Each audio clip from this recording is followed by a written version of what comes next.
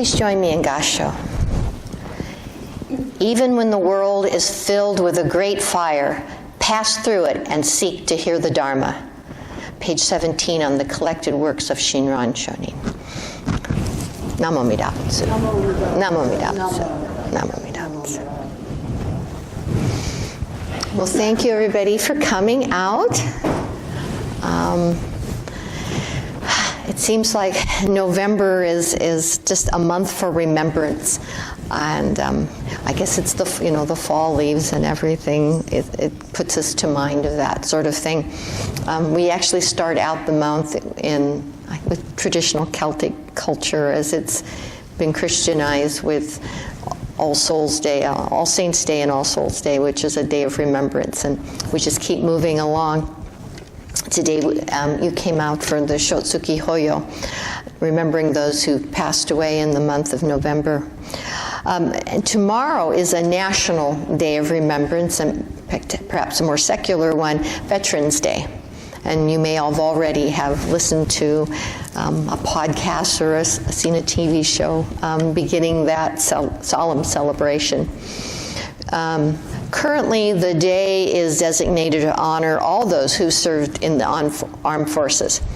However, it started out as Armistice Day, which marked the anniversary of the cessation of fighting at the end of World War I and in 1918.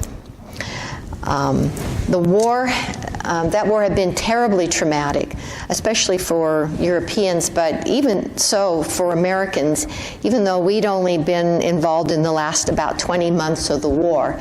And the war had drug on for about 4.5 years. So it seemed like a very long time to the Europeans.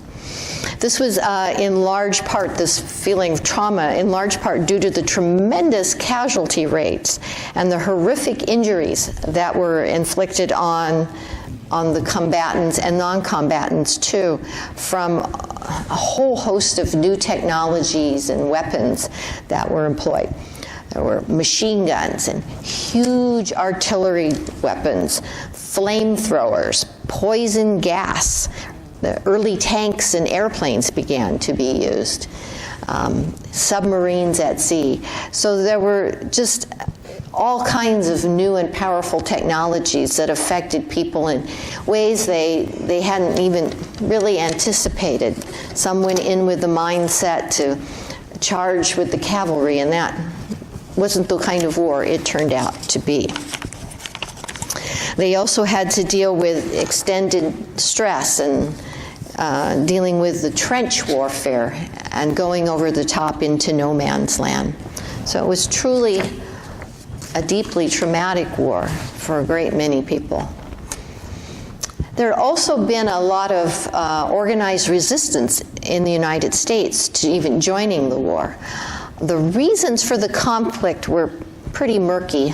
I don't know if any of you, in last year when we were commemorating the end of the war, the centennial, tried to follow the explanations of how the war got started. There was something called the Austro-Hungarian Empire, and its heir to the throne was assassinated, and somehow that went from a local kind of conflict into a world war with all of the European powers and their extended colonies all joining in. Certainly in the United States, people were very reticent, and it took a lot of spin, what we would call spin now, and propaganda, and some actually really seriously repressive laws to create enthusiasm here in the United States to participate in the war. And after there was some escalation, some attacks on interests more closely related to us, we did finally join in 1917. And one of the things that they did with this war, it had been kind of known as the European War, and it was somebody else's issue that a lot of people didn't want to get mixed up in, especially when they weren't sure why it was being fought.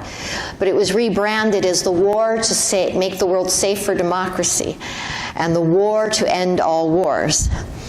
So ironic with that one. And finally, there was just this terrible loss of life and limb that occurred, and people had it was psychologically traumatizing for both the participants and for the people here in the United States. And finally, with this loss, it was maybe afterwards that Americans could best cope with the situation by seeing that how the United States had come in with a fresh, pure force, fresh combatants, and was finally able to help put an end to what had seemed like a senseless war that had drug on in stalemate for years. So there was finally a sense of maybe that kind of accomplishment, if not quite clear what it was for, a clarity that it was finally ended. And so the end of it was marked with great celebration and great relief, obviously. And so the armistice was declared on the 11th hour of the 11th day of the 11th month, so November 11th, and at 11 o'clock in the morning, some papers were signed to stop the fighting. President Wilson proclaimed the first armistice day on the following year, in November of 1919.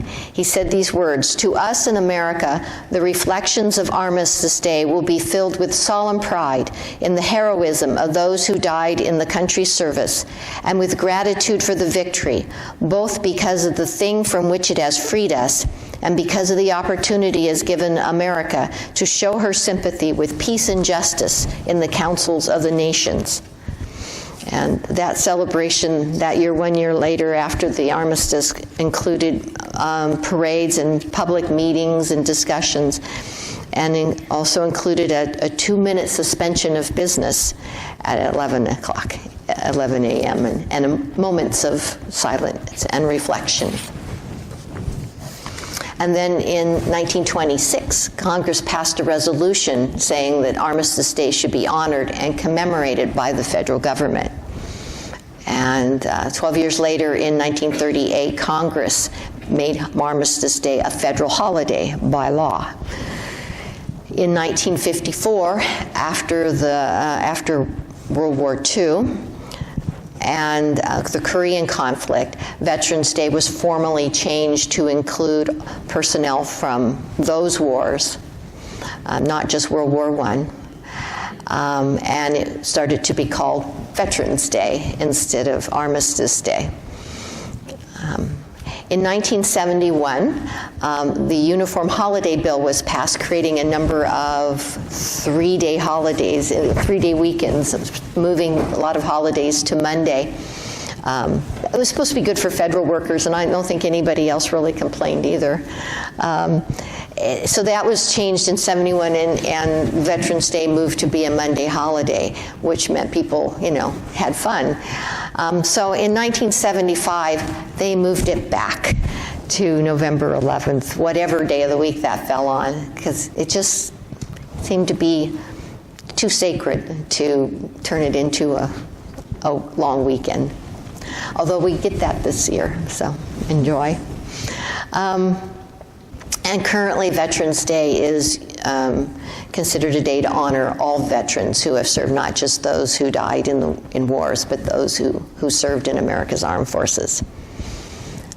So, as a Buddhist, this always presents all kinds of internal conflicts and considerations. How do we look to war and those who serve in it? Not usually what a Buddhist would advise people to do to solve their differences. So for me, Veterans Day seems like a kind of koan. How do you pay for a debt that can never be repaid? If we as a society, as a country, as a government, have asked, as or like in the World War I and other wars that have come since, many of them demanded via a draft that young people risk and even sacrifice their very lives. How can you repay the debt of gratitude that is now owed? By observing Veterans Day, we can show to ourselves and our community, to veterans' families, and to surviving veterans themselves that we are engaging in the proper spiritual and moral task of reflecting, I think, on that koan. How do you pay for a debt that can never be repaid? I mean, I think there's some obvious things that you can do to help in a practical way for those who are still living and for the families of the fallen. It's far short of repayment, but the collective us can do some things. We can clearly insist that our government keep good faith with veterans, keep the promises that were made to provide assistance and resources that they need to heal from their service and to cope with the changes afterwards. We can provide ready access to medical and rehabilitative services through the VA to help heal the physical and psychological wounds. It really seems to me to be about the least we can do to fix what we can after a damage has been done. We can also help, of course, people with a smooth transition back to civilian life from military life. People have lost years that might have been devoted to building a career, and they've lost that time in some ways, and we should make it easy for them to move back into civilian life without them feeling that they've been set back. And I think collectively, if we've created conditions that cause suffering to arise, that collectively we have a responsibility to ease that suffering to the extent that we can.